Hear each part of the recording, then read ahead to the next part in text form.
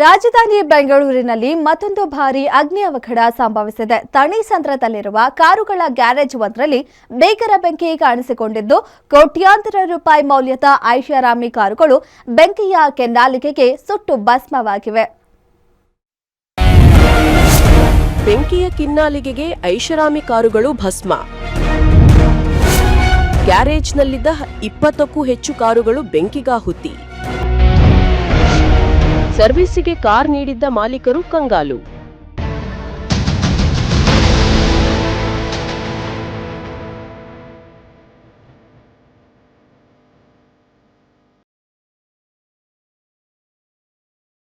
ಅದು ಬೆಳಗಿನ ಜಾವ 4 ಗಂಟೆಯ ಸಮಯ. ಎಲ್ಲರೂ ಗಾಢ ನಿದ್ರೆಯಲ್ಲಿದ್ರು. ಆದ್ರೆ ಆ ಒಂದು ಏರಿಯಾದ ಜನ ಮಾತ್ರ ಫುಲ್ ಟೆನ್ಷನ್ನಲ್ಲಿದ್ರು. ಆ ಒಂದು ದೃಶ್ಯವನ್ನು ಕಣ್ಣಾರೆ ಕಂಡು ಗಾಬರಿಯಾಗಿದ್ರು. ಹೌದು, ಬೆಳಗಿನ ಜಾವ 3 ರಿಂದ 4 ಗಂಟೆಯ ಸುಮಾರಿಗೆ ಭಾರೀ ಅಗ್ನಿ ದುರಂತವೊಂದು ಸಂಭವಿಸಿದೆ.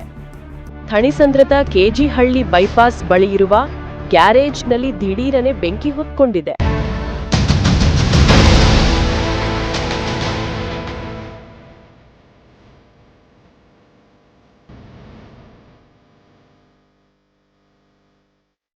ಇನ್ನು ನೋಡತಿದ್ದಂತೆಯೇ ಬೆಂಕಿಯ ಜ್ವಾಲೆ ಇಡೀ ಗ್ಯಾರೇಜ್ಗೆ ವ್ಯಾಪಿಸಿದ್ದು, ಬರೋಬ್ಬರಿ 20ಕ್ಕೂ ಹೆಚ್ಚು ಐಷಾರಾಮಿ ಕಾರುಗಳು ಸಂಪೂರ್ಣವಾಗಿ ಸುಟ್ಟು ಕರಕಲಾಗಿವೆ. ಬೆಂಕಿ ಜ್ವಾಲೆಗೆ ಗ್ಯಾರೇಜ್ನಲ್ಲಿದ್ದ ಕೋಟ್ಯಾಂತರ ರೂಪಾಯಿ ಮೌಲ್ಯದ ಐಷಾರಾಮಿ ಕಾರುಗಳು ಸುಟ್ಟು ಬೂದಿಯಾಗಿವೆ. ಟಿಂಕರಿಂಗ್, ಪೇಂಟಿಂಗ್ ಸರ್ವಿಸ್ಗಾಗಿ ಗ್ರಾಹಕರು ಬಿಟ್ಟು ಹೋಗಿದ್ದ ಬೆಲೆಬಾಳುವ ಕಾರುಗಳೇ ಬೆಂಕಿಗಾಹುತಿಯಾಗಿವೆ.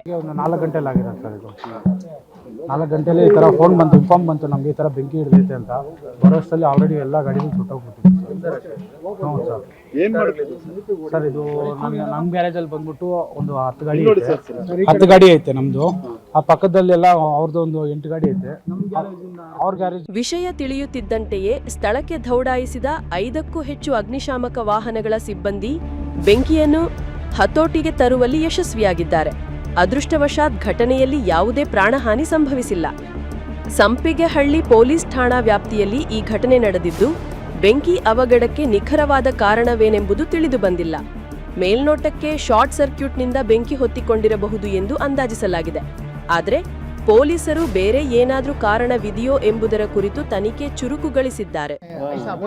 ನಮ್ದು ಮೆರ್ಸಿಡಿಸ್ ಬೆಂಜ್ ಇದೆ, E350 100 ಕೋಟಿದು ಬೆಂಜು. ಬರೇ ವೈರಿಂಗ್ ಚೆಕ್ ಮಾಡ್ಸೋಕ್ಕೆ ಬಂದಿದ್ದು ನಾವು. ನಮ್ಮ ಹುಡುಗನೇ ಇವರು ಆಫಾಕ್ ಅಂತ ಅವ್ರ ಹೆಸರು. ಇವತ್ತು ನೋಟ್ಸ್ ಅಂದರೆ ಯಾರು ಏನು ಮಾಡಿದ್ರೆ ಗೊತ್ತಿಲ್ಲ.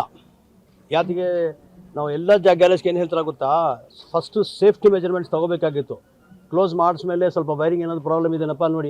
ಯಾಕಂದ್ರೆ ನಮ್ಮ ಇಷ್ಟದ ಕಾರುಗಳನ್ನು ಅದೆಷ್ಟೋ ಕಷ್ಟಪಟ್ಟು ಹಣ ಕೂಡಿಟ್ಟು ಖರೀದಿ ಮಾಡಿದ ಮಾಲೀಕರಿಗೆ ಇದೀಗ ದಿಕ್ಕೆ ತೋಚದಂತಾಗಿದೆ.